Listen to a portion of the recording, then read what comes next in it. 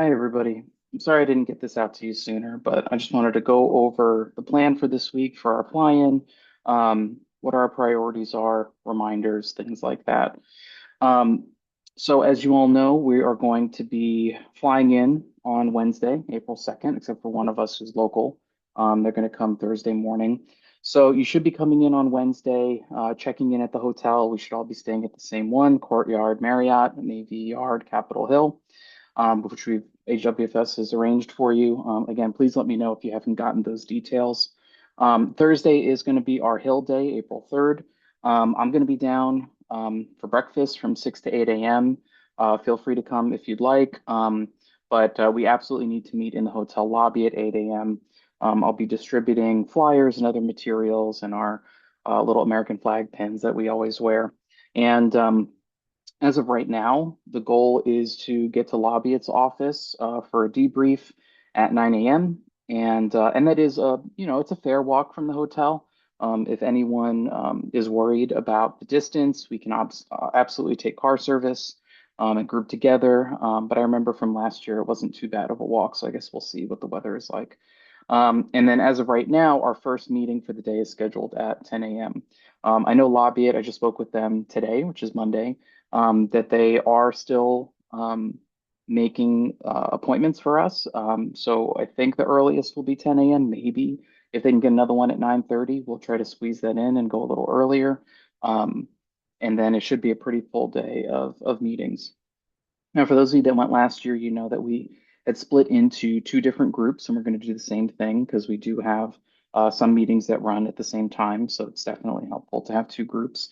The groups aren't finalized yet, and that's partly because we're waiting for our final list of who we're going to be meeting with, which offices. And the reason for that is we are trying to make sure that, excuse me, if, for example, we have someone that we're meeting with who's a senator or congressperson from Georgia, let's say, that we at least have one person from our group in that meeting that lives or has a business in Georgia. And that's why I asked you for those zip codes. And thank you again. So depending on which meetings we get, that'll be helping determine how we organize these groups. And then you should have already gotten an Outlook calendar invite from me for dinner reservations. If you didn't, please let me know and I'll make sure I resend it to you for 7 p.m. For those of you that came last year, it's the same place we went to. It's a couple places, a couple blocks from the hotel. It was a nice short walk, and it was good. So I hope you enjoy it again. And then Friday is when we should all check out of the hotel, head back home, and let me go into some more details. So, if you came last year, you already saw these, the same guidelines, notes about the meetings themselves, but just as reminders. Remember, before we go into the meetings, we're going to review materials. I'm going to be sending over those one-page leave behinds that we have about what our priorities are, what we want them to either vote for or vote against on behalf of our industry in terms of roles with other participants. So again, since we're going to be in two different groups, once we have those groups set up, I really want to make sure that you have a brief conversation with the other people that you're with and figure out generally who's speaking about what. We want to make sure that it's not just one person dominating the conversation and that the people that are knowledgeable in certain areas get to speak to those topics. And obviously, we want to make sure we arrive early, even if they're delayed in that congressional office. We want to make sure that we're punctual, we're on time. During the meeting, obviously, we'll take turns, introduce ourselves. Who's AWFS? Who are you? What kind of companies you work for? What's your role? And then we want to talk about, what are our priorities? And not just generally, what do we want for our industry, but also what are some specific asks? Again, what are some pieces of legislation that we already know about that are in the current Congress? So please vote for this. Please don't vote for this. And then obviously before we leave, thank them for their time. Get business cards, give your own business cards. Afterwards, we definitely want to make sure we promote this. AWFS will be doing this. Please do so on your end as well. So taking photos is great. Something for social media or for your own email marketing is really good. I'll be making sure to send thank you notes to all the offices that we meet with, but please do the same thing yourself. It definitely doesn't hurt to keep in touch, to let them know who you are, give them contact information. If you had some kind of conversation and they said, oh, yeah, we'd love to hear more about this particular thing, please follow up with them, send them that information. Okay, so here are kind of the three big areas that we talked about last year on Capitol Hill and that we're going to talk about again. On the left are kind of the more general, what do we want to talk about, our priorities for AWFS members and for the industry. And on the right in bold are some of the actual specific pieces of legislation. I'm not going to go in depth here because that'll be on the one-page overview that we're going to give to these offices and that I'm going to send to you so you'll have time to review them. So the first one, and it's one that we always talk about, is career and technical education and workforce development. So supporting in terms of, any kind of federal government funding, and even where funding does still exist, making it easier for schools, school districts, and local governments to get a hold of that funding. I know personally, I've spoken to a lot of people in education, in administration that said, oh yeah, we support our woodworking or wood manufacturing programs through Perkins funding or through WIOA funding. But it takes a lot of time, and a lot of times that's a whole job for somebody. So anything that we can do to advocate for them to make that easier definitely is helpful. And again, for our industry, the materials, the equipment can be expensive, and so schools definitely could use the help with funding. And you can see on the right, we have HR 1151. So that's House Resolution, Freedom to Invest in Tomorrow's Workforce Act. Again, I won't go into the details, but basically, expanding opportunity for people retraining or trying to get into the trades. And then Senate Bill 383, Jobs Act of 2025.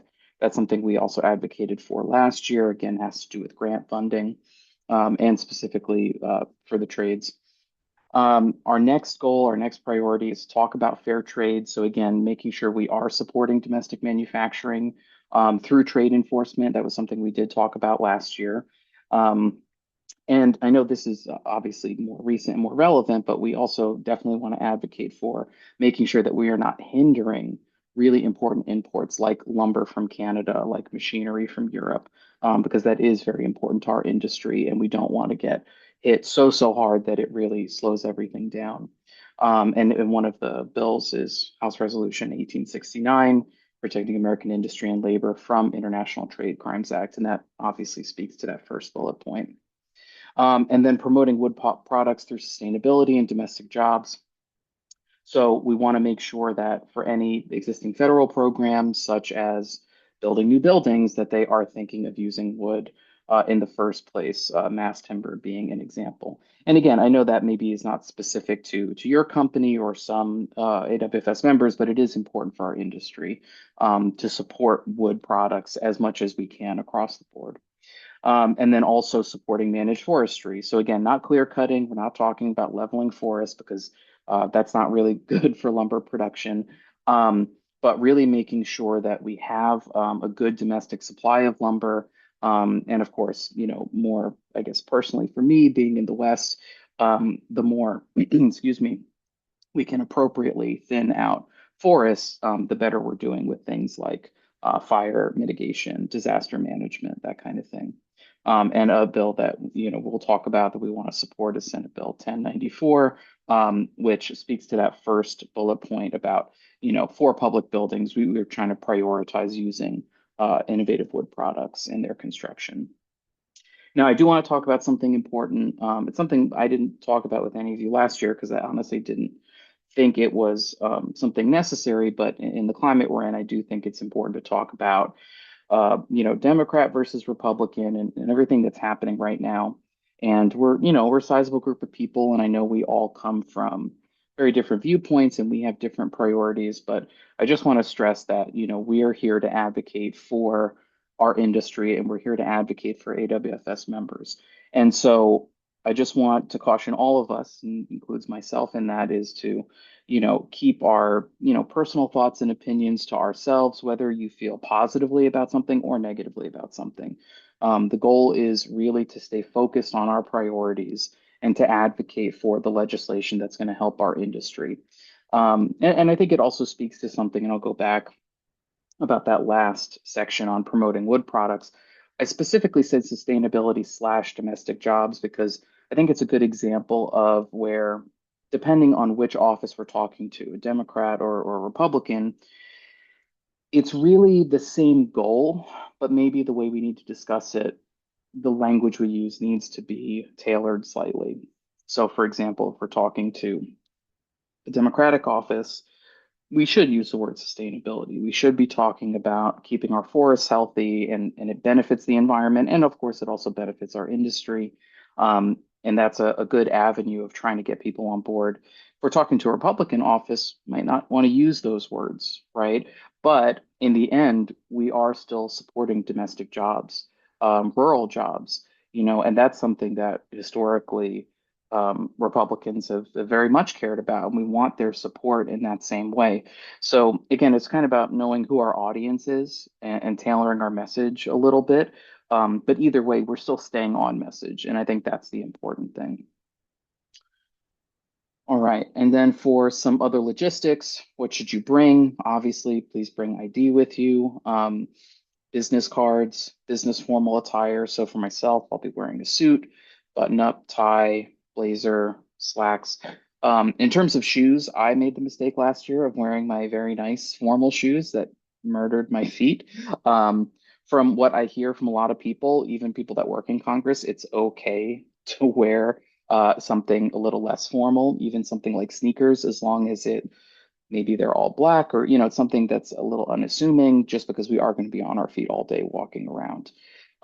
Just check the weather. Looks like on the day we're there, the hill day, it's going to be pretty warm in the 70s or up to 80.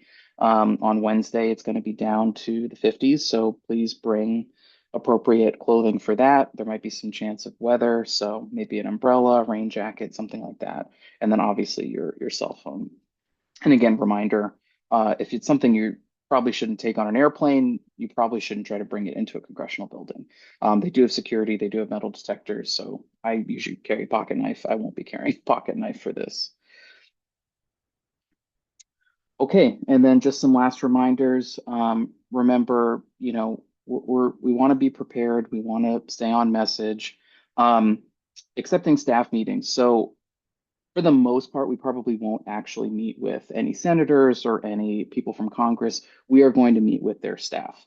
I think that's just the norm. If we get somebody in their early 20s who maybe is not, in our opinion, the most well informed about things, we should still take that meeting. We should still give them the information the best of our ability, because then they are going to relay that for us. So again, we get who we get. We shouldn't be turning away meetings, even if, the person we talk to is not the person we want to talk to. Definitely, again, dressing professionally is important.